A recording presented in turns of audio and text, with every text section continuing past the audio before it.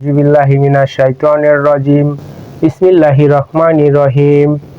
শুরু করতেছি মহান রাব্বুল আলামিনের নামে। আসসালামু আলাইকুম। দেখেন, ফকির, ফকির ফকরা, হনার এবং ওঝা, আপনারা যে নামে চিনেন বা যে নামে চিনতে পারেন, আমি প্রত্যেকটি নামই বললাম, তবে আমি সবসময় এগুলোর ফকির বলি। মানে ফকির নামেই মানুষ মনে হয় বেশিরভাগ চিনে, আমার যতদূর ধারণা। তো আমি এই গল্পে ফকির শব্দটাই বেশিরভাগ ইউজ করব। হ্যাঁ, আপনারা একটু বুঝে নেবেন। মানে এই ফকিররা আসলে দেখেন কি ধরনের ভণ্ডামি করে। আপনি একজনের কাছে হাত দেখাতে গেছেন বা আপনি হাত দেখাইছেন, হাত দেখে বলবে যে তোমার 5টা ফাড়া আছিল, হ্যাঁ 2টা গেছে, 3টা আছে, তোমার রাতে ঘুম কম হয়, তোমার খাবারের রুচি কম, হ্যাঁ এরকম বিভিন্ন কথা বলবে। বলার পরে আপনি এখন চিন্তা করবেন, বেটা তো 10-15টা বললো, 7-8টা তো অন্তত সত্যি না, বেটা কামের আছে।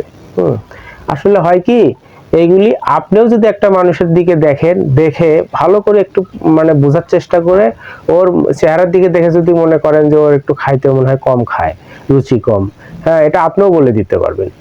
আসলে এইগুলি হলো টার্গেট করে বলা হয়। এগুলি সে আসলে কোনো কিছু জানতে পারে না, বা ওর সাথে কোনো জিন নাই। অনেকে বলে যে আমার সাথে জিন আছে, জিনে বলে দিচ্ছে সবকিছু, এটাও এক ধরনের ভণ্ডামি। তো জিনের ব্যাপারে পরে আসি, আগে হাতের ব্যাপারেই বলি। এখন হাত দেখে যদি আপনাকে বললো আর আপনি মনে মনে ভাবলেন হ্যাঁ বেটা তো কাজের আছে, বেটা তো অনেক কথাই বলতে পারছে, হ্যাঁ এই বেটার কাছে আমি এখন চিকিৎসা নিব, ঠিক আছে, আপনি কিন্তু ভুল করবেন। কি জন্য ভুল করবেন? কারণ ও কিন্তু কোনো চিকিৎসাই জানে না, ভণ্ডামো, পুরাটাই ভণ্ডামো। আপনার টাকা টুকা সব খেয়ে ফেলবে। পরে গিয়ে আপনার 10-15 দিন ওর পিছে ছুটাছুটি করে যায়, একটা সময় দেখতে পারবেন যে এগুলি মিথ্যা ছিল। এখন বিষয়টা হলো ওই যে আপনি বিশ্বাস অর্জন করে নিল সর্বপ্রথম। এখন আপনার যে বললো যে 5টা ভাড়ার মধ্যে 2টা গেছে, 3টা এখনো বাকি আছে, আপনি যদি এই কথাটি বিশ্বাস করে নেন, তো তাহলে এখানে আল্লাহ তাআলা আপনার উপরে কিন্তু রেগে যাবে। আল্লাহ বলবে যে তুই মানুষ হয়ে একটা মানুষকে এই ধরনের বিশ্বাস করলি। কারণ আমি ছাড়া এই ক্ষমতা কারোর মধ্যে আমি দেই নাই যে কেউ কাউকে দেখে কিছু বলতে পারবে। এটা শুধুমাত্র আল্লাহ পাকেরই এই ক্ষমতা আছে, কারণ উনিই হলো সর্বজাননেওয়ালা। কিন্তু মানুষ কখনো মানুষের ভিতরের খবর জানতে পারে না। ভাই একটাবার চিন্তা করে দেখেন, মানুষ যদি মানুষের ভিতরের খবরই জানতে পারতো, তাহলে পৃথিবীতে আজকে এত কিছু হতো না। কেন এত কিছু হতো না? সাধারণ জ্ঞানে চিন্তা করে দেখেন। কেননা আমি তাহলে ওই বিদ্যাটা আগে শেখার চেষ্টা করবো। মানুষ স্কুল কলেজে যাইতো না, মানুষ ইঞ্জিনিয়ার হতে চাইতো না, ডক্টর হতে চাইতো না, আগে এই লাইনে লেখাপড়া করতো, বুঝছেন? এই ধরনের মানুষের সাথে ঘুরে ফিরে মানুষ হলো লেখাপড়া মানে ওইটা শেখার চেষ্টা করতো। কেন? কারণ মানুষের মনের বিষয়টা আগে জানতে হবে। কারণ আমি যদি জানতে পারতাম যে অমুকে আমাকে খুন করে ফেলবে, অমুক আমার শত্রুতা করতেছে, হ্যাঁ আমি সামনে গেলে হলো অ্যাক্সিডেন্ট হবে, এগুলি যদি আমি মানে জানতেই পারতাম, তাহলে আমার জন্য ভালো হতো না? তাহলে তো এই জিনিসটাই হলো যুগে যুগে দেখতেন, এটাই সম্মানিত হতো, এটাই এগিয়ে যেত, এবং এই লাইনে মানুষ কিন্তু হলো ঢোকার চিন্তা ভাবনা করতো, এটাকে আগে শেখার চিন্তা ভাবনা করতো। তার মানে সাধারণ বোঝা যাচ্ছে যে এটি আসলে ভণ্ডামি, যার কারণে এটি কেউ কোনোদিন শিখতে চায় নাই। বুঝতে পারছেন? আমি এটাই বুঝাইতে চাইছিলাম, এদের ভণ্ডামুটা ধরাই দিতে চাচ্ছি।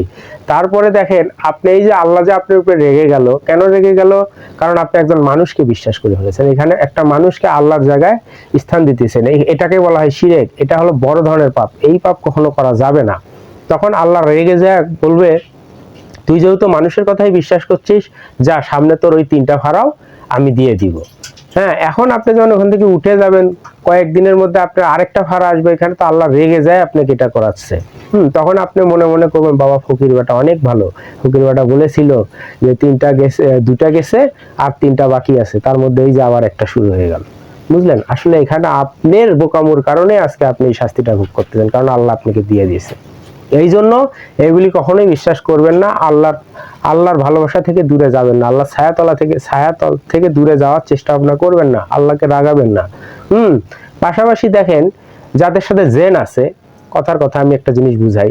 ধরেন একটি ফকিরের সাথে জেন আছে, ওর সাথে যদি জেন থাকতো, আচ্ছা আজকে দেখেন তো ওই যে গাজায় বা হলো আমাদের মুসলমানদেরকে আল আকসা মসজিদের ওখানে আমাদের মুসলমানদেরকে যে হলো গুলি করে মারতেছে, কত ছোট ছোট বাচ্চাদের সাথে অন্যায় অত্যাচার করতেছে। আমি একদিন চিন্তা করলাম, ওই যে যেমন ফকিরদের কাছে যে ইয়াটা থাকে, জেন থাকে, ওই রকম জেন যদি আমার কাছে একটা থাকতো, তাহলে তো বাস আমি কাম বানায় ফেলতাম। কিভাবে কাম বানায় ফেলতাম? আমি এই জেনের হুকুম করতাম, এই বেটা চল ওই দেশে যাই, চোখের পলকে চলে যেতাম, গিয়ে বলতাম, এই বেটা ইহুদি যতগুলি আছে সবগুলির মার। এরা হলো এদের মনে হলো কোনো দয়া মায়া নাই, এরা কিভাবে শিশু বাচ্চার উপর অত্যাচার করতেছে, নারীদের প্রতি অত্যাচার করতেছে, ঠিক আছে? তাহলে এটা কি করা যাইতো না ভাই? তাহলে ওদের সাথে যদি জেন থাকতো, তাহলে এটি করা কিন্তু খুবই সহজ ব্যাপার। আসলে এখানে কোনো জেন নাই, এগুলো হলো ভণ্ডামো, বুঝতে পারছেন? আরেকটা জিনিস, জেন যদি ওর কাছে থাকতো, তাহলে ও মানুষের চিকিৎসা আর করতো না। জেন দিয়া দেখা যেত যে অনেক ধরনের সে হলো স্বর্ণ অলংকার যেভাবে হোক এদিক সেদিক থেকে আনতো, বা জেনকে হুকুম দিত, গুপ্তধন কোথায় আছে তুই যা খুঁজে বের কর। জেন হয়তো খুঁজে বের করতো, করে ওকে রাতারাতি বড়লোক করে দিত। তাহলে ও বড়লোক হতে পারলো না কেন? তারপরে ও জেন যদি ওর সাথে থাকতো, তাহলে ও মনে করেন যে হলো মানুষ হিসাবে অনেক বড় একটা জায়গায় থাকতো। কিন্তু সে বড় জায়গায় নাই। তার মানে এখানে বোঝাই যাচ্ছে এগুলি সব ভণ্ডামো। জেন আছে, কোরআনে আছে জেন আছে, কিন্তু জেন হাসিল করা বা জেনকে হলো নিয়ন্ত্রণে নেওয়া এতটা সহজ নয়। শুধু সুলেমান নবীই পারতেন এটা। এবং সুলেমান নবীর কথাই জেনেরা শুনতেন, এবং আরো অনেক জীবজন্তু ওনার কথা শুনতেন। এই ক্ষমতাটা আল্লাহ পাক ওনাকেই দিছিলেন। তারপরে আমাদের মাঝে যদি কোনো মানুষকে দিয়ে থাকে, সেটা কোরআন পড়ে রিসার্চ করে বের করে তারপরে ওই লাইনে হাঁটতে হবে। হাঁটতে হাঁটতে অনেক সাধন ভোজন করার পরে যদি কেউ কোনোদিন জিন পায়, আর জিন যে পাবেই, সে তো হলো এভাবে মানুষকে বলে বেড়াবেন আমার সঙ্গে জিন আছে, আপনারা আসেন, আমি তাদের চিকিৎসা করবো, এই করবো সেই করবো। এটাও কিন্তু একটা গুরুত্বপূর্ণ পয়েন্ট, মনে রাখবেন। তো এখানে বোঝাই যাচ্ছে যে জেন ফেন কিছু হয় না। জেন ফেন আছে ঠিক আছে, কিন্তু ওদের কাছে নাই। যদি থাকতোই, তাহলে ওরা অনেকভাবে এগিয়ে যেতে পারতেন ওই লোকগুলি, কিন্তু তারা সেভাবে আগাতে পারেনি। হ্যাঁ, এই হলো ব্যাপার। আরো দেখবেন যে আপনাকে বলতেছে যে হলো তোর অমুক সমস্যা তমুক সমস্যা, আর এদেরকে প্রমাণ করবেন কিভাবে? গিয়ে বলবেন, আমার নাম কি বলতো দেখি। হ্যাঁ, আপনার নাম যদি বলে দিতে পারে, বলবেন আমার দাদার নাম কি বলতো দেখি। হ্যাঁ, তারপরে বলবেন যে হলো তুই এত কিছুই জানিস, আমার বাড়িতে কি কি আছে বলতো দেখি। এইরকম একটু ট্রাই করার চিন্তা ভাবনা করবেন, দেখবেন যে ও পারবে না, বুঝবেন যে এটা হলো ভণ্ড। হ্যাঁ, এই জন্য এই ভণ্ড ফকিরদের থেকে দূরে থাকতে হবে। হ্যাঁ, না থাকলে তো হলো সমস্যা আছে। দেখেন, কোরআন হচ্ছে সত্য মিথ্যা পার্থক্যকারী। হ্যাঁ, কোরআন এমন একটা জিনিস আমাদের মুসলমানদেরকে আল্লাহ পাক দিছে, বা সারা পৃথিবীর মানুষের জন্য এই কোরআন আসছে। হ্যাঁ, এই কোরআন যারা বুঝতেছে, তারা বুঝে পড়ে দেখেন কত কি বানিয়ে ফেলতেছে, কত কি করতেছে।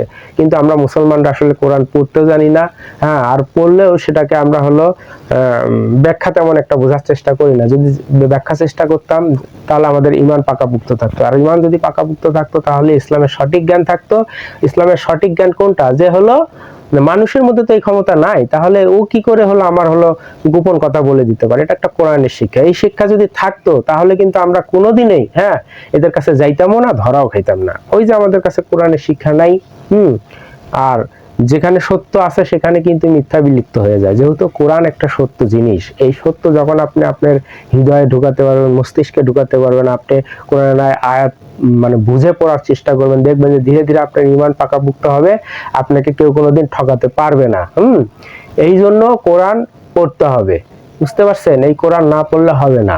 আরেকটা জিনিস, যে এই ধরনের ফকির বকরা থেকে আপনারা সব সময় দূরে থাকবেন, এবং আপনার বন্ধু বান্ধব আত্মীয় স্বজন যদি এদের কাছে যায়, কখনো যাবেন না। আপনি একটা জিনিস চিন্তা করে দেখেন তো, যে যেমন ফকিররা বলে যে হলো তোমার স্বামীকে এনে দিব, বা বলে যে হলো এই ছেলে তোমার প্রেম করতে চাও, তোমার প্রেমটা আমি করাই দিব। হ্যাঁ, তা আমার কাছে একটা কথা হলো, সাধারণ জ্ঞানে আমি এগুলো চিন্তা করে দেখি। আচ্ছা দেখেন তো আমার চিন্তাটা ভুল কিনা সঠিক। আমি চিন্তা করি এইভাবে, যে যদি একটা মেয়েকে যদি ফোকরালি করে আনাই যেত, তাবিজ কবজ করে যদি আনাই যেত, তাহলে আমি ওই যে ওই সকিনা জরিনারে চাবো কেন? আমি ওরে যা কইতাম, এই তোর 500 টাকা চাচ্ছিস বা 5000 টাকা চাচ্ছিস, আমি তোকে আরো 10,000 টাকা বাড়িয়ে দিলাম। হ্যাঁ, তো আমি মৌসুমীর ভক্ত, আমাকে মৌসুমীকে দিয়ে দে। আমার শাবনুরের ভক্ত, আমি শাবনুরকে চাই। তাহলে যে সকিনা জরিনারে চা লাভ কি? তো তাবিজের যেহেতু ক্ষমতা, তাবিজ করেই তুই আনতে পারিস, তাহলে আমার আয়না দে মৌসুমীরে, আমার আয়না দে হলো শাবনুর রে। দেখবেন ওটা ধরা খাওয়া যাবে, কারণ এগুলি তো মিথ্যা। আমি কিন্তু এইভাবে চিন্তা করি। আবার একটা মেয়ের বেলাও তাই, একটা মেয়ে যা বলবে যে আপনি যেহেতু হলো তাবিজের মাধ্যমে আয়নাই দিতে পারেন, তাহলে আপনি ই করেন, আমার হলো ইয়ারে আয়না দেন, কি যেন বলে, শাকিব খানরে দেন আয়না, আমি আপনার 50,000 টাকা দিতেছি, দেন আয়না দেন, তাবিজ করেই তো আয়না দিবেন। তার মানে এখানে বোঝাই যাচ্ছে এগুলো আনা যায় না। হ্যাঁ, এগুলি যদি আনাই যেত তাহলে তো হলো ওরাই সবার আগে হলো ভোগ করতো, খুব সুন্দর সুন্দর নারীকে পটা তাবিজের মাধ্যমে নিয়ে আসতো। ঠিক আছে, তার মানে এটা নয়, এটি পুরোটাই মিথ্যা। আপনি আমার এই গল্প থেকে যদি হলো একটু সতর্ক হতে পারেন আপনারা, হ্যাঁ, তাহলে আমি সার্থক মনে করব। আপনারা একটু সতর্ক হবেন। আর আমি যে কয়েকটা হলো বিষয় ধরাই দিছি, এই জিনিসগুলি মনে রাখবেন যে হ্যাঁ, যদি পাওয়া যেত তাহলে শাকিব খানরে পাইতাম, যদি পাওয়া যেত তাহলে শাবনুরে পাইতাম, হ্যাঁ, মৌসুমীরে পাইতাম। আর যে জেন যদি থাকতো তাহলে ওই বাটাই আগে বড়লোক হয়ে যেত। হ্যাঁ, তাহলে ও হলো এগুলা করতে যাবে কেন?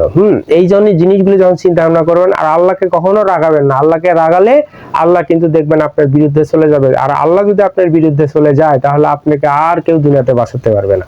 ঠিক আছে, আল্লাহকে কখনোই রাগাবেন না, এই ধরনের শিরকি পাপ করবেন না। আশা করি ভালো থাকবেন, সুস্থ থাকবেন। আল্লাহ হাফেজ।